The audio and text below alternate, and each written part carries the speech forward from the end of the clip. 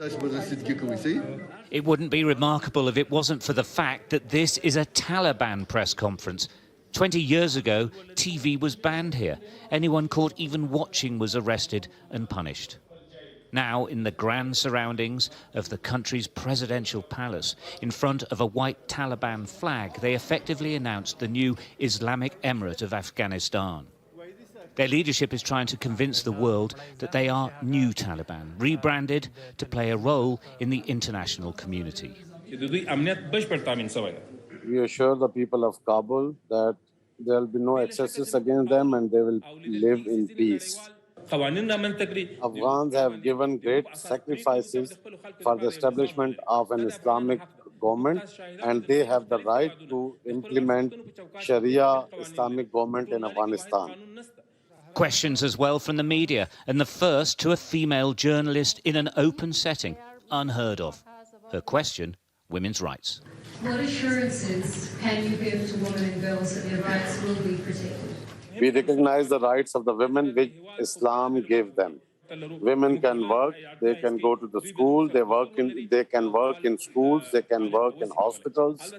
We assure the world that there will be no excesses against the women, and everything will be done under the Islamic laws.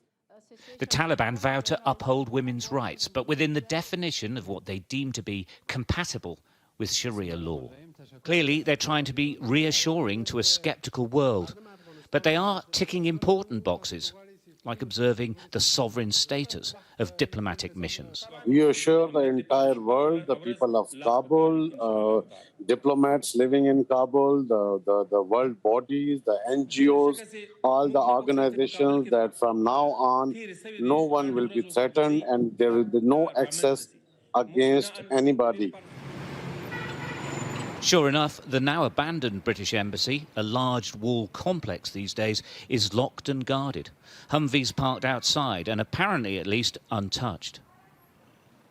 Across Kabul, the Taliban continue patrolling the streets in their familiar pickup trucks. They're here to keep order, but they allowed another first.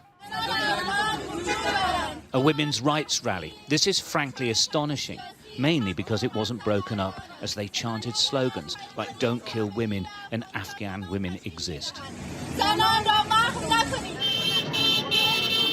This is all in stark contrast to the chaos in the airport district of the city as people try to make their escape. They're determined to get inside the airport, but it is terribly dangerous. Inside, the repatriation flights are underway, people waiting on the apron to be loaded onto transporter planes. These are all just abandoned weapons. The breakdown of order here is all too clear.